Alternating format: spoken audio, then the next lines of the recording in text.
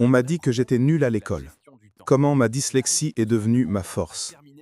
On m'a dit que j'étais nul, que je n'arriverais jamais à rien à l'école, que lire une simple page serait toujours un combat. Pour beaucoup, mon avenir tenait en un seul mot, dyslexie.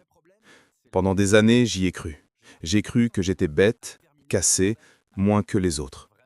Aujourd'hui, je vais vous raconter pourquoi ils avaient tort et comment ce qu'on prenait pour une faiblesse est devenu ma plus grande force. L'enfer scolaire.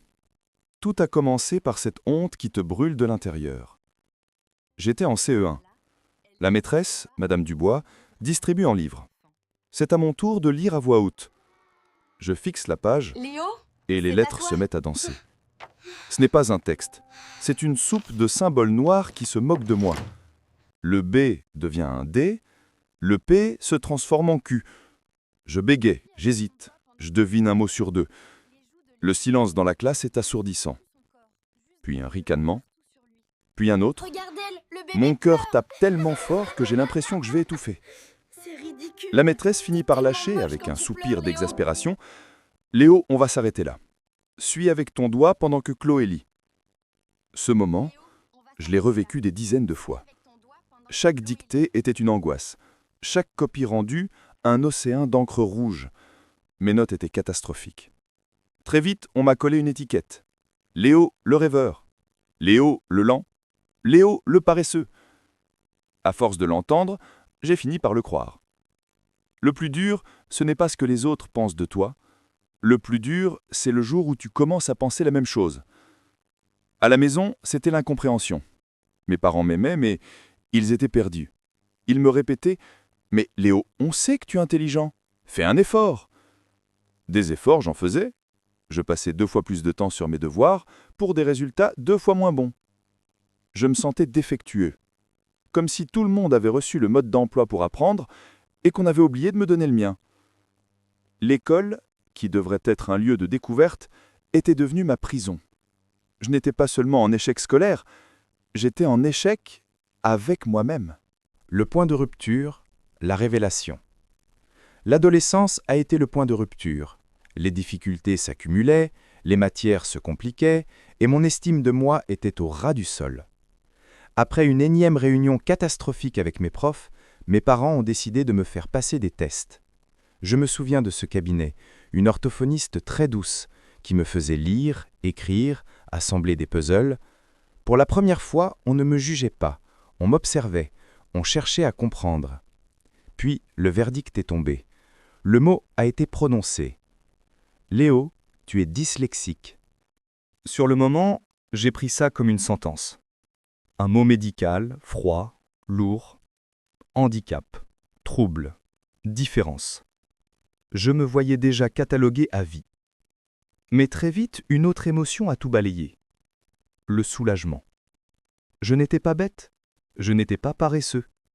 Mon cerveau ne fonctionnait simplement pas comme celui des autres. La dyslexie, ce n'est pas voir les lettres danser et puis voilà. C'est une difficulté neurologique à associer les sons et les lettres, à reconnaître les mots de manière fluide et précise. D'un coup, tout prenait sens. Mes années de galère avaient enfin une explication. Et là, dans ce bureau, j'ai pris une décision. Ok, on m'avait collé une étiquette, mais c'est moi qui allais décider ce que j'allais en faire. Ce mot, dyslexie, ne serait pas ma fin. Ce serait mon point de départ. Accepter le diagnostic, c'était une étape. Apprendre à vivre avec, c'en était une autre. Avec la rééducation, j'ai commencé à mettre en place des stratégies, des astuces pour ne plus confondre certaines lettres, la dictée vocale, les correcteurs orthographiques, des méthodes de travail adaptées. C'était long, souvent frustrant, mais pour la première fois, j'avais le sentiment de reprendre un peu le contrôle. Sauf que la vraie révolution ne s'est pas passée à l'école. Elle s'est passée en dehors. Libéré de l'idée qu'il fallait absolument rentrer dans un moule, j'ai commencé à explorer d'autres univers. Depuis toujours, j'aimais les images, les films, les histoires visuelles. Lire un roman était un calvaire, alors je dévorais des BD, des films, des dessins animés. Un jour, un ami me montre un logiciel de montage vidéo. Et là, tout a cliqué. Là où les mots sur une page étaient un chaos, les images sur une timeline étaient d'une clarté absolue. Je voyais l'histoire en 3D dans ma tête avant même de commencer. Je sentais le rythme, les émotions, l'enchaînement des plans comme si je les avais déjà vus. Mon cerveau, qui souffrait avec l'information linéaire, était surdoué pour le traitement global et visuel. Cette capacité à voir la big picture, qui me faisait rater les petits détails en orthographe, devenait une force incroyable en création. J'ai commencé à monter des petites vidéos. Et pour la première fois de ma vie, j'étais bon. Pas juste acceptable. Bon pour de vrai. C'était fluide, intuitif, naturel. Les gens qui voyaient mes créations étaient bluffés. « Léo, t'as un talent fou !» Personne ne m'avait jamais dit ça de toute ma scolarité. En comprenant que mon cerveau était câblé différemment, j'ai arrêté de le voir comme un défaut. La dyslexie m'avait forcé à développer d'autres compétences. La persévérance. Quand tu passes ton enfance à te battre contre les mots, tu apprends à ne jamais lâcher. Comme je ne pouvais pas suivre les chemins tout tracés, j'ai dû inventer les miens, trouver des solutions alternatives tout le temps. Mon cerveau avait appris à faire des connexions uniques, à penser vraiment en dehors de la boîte, parce qu'il n'avait jamais réussi à rester dedans. Aujourd'hui, je suis designer graphique et monteur vidéo. Je vis de ma passion. Mon métier, c'est de raconter des histoires avec des images, des couleurs et du son. Je collabore avec des marques, des artistes, des créateurs. Et chaque jour, j'utilise ce que autrefois on appelait mes défauts. Ma pensée en images me permet de visualiser un projet avant même qu'il n'existe. Ma pensée non linéaire m'aide à trouver des idées originales, des concepts que d'autres ne voient pas. Et ma lenteur en lecture est devenue une force. Quand je lis un script, je le lis lentement. Je pèse chaque mot, chaque intention. Résultat, je comprends la narration en profondeur. Je ne suis pas un cas isolé. Des personnes comme l'entrepreneur Richard Branson, la romancière Agatha Christie ou le réalisateur Steven Spielberg sont ou étaient dyslexiques. Ça ne les a pas empêchés de bâtir des œuvres, des empires et d'inspirer des millions de gens. Eux aussi ont transformé leurs défis en super-pouvoirs.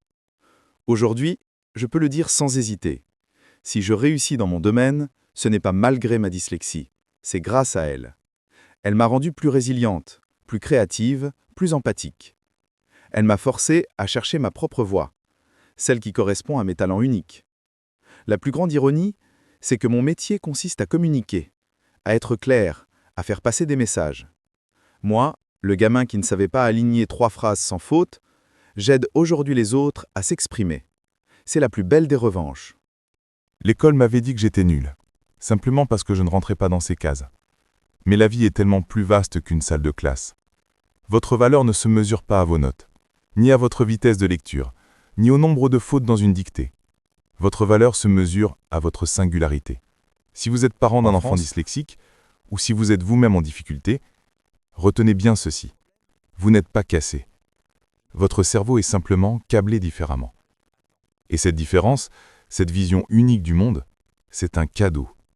Ne laissez personne vous dire le contraire. Explorez, soyez curieux. Cherchez le domaine dans lequel votre cerveau peut enfin briller.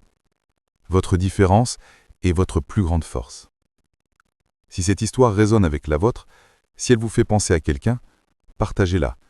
Elle pourrait aider une personne qui, en ce moment, se sent seule et incomprise. Et maintenant, j'aimerais entendre votre voix. Racontez-moi votre histoire dans les commentaires. Quelles sont vos forces cachées? Quels défis avez-vous réussi à transformer en victoire? Créons ensemble un espace où chaque parcours, chaque différence devient une source d'inspiration. Merci de m'avoir écouté.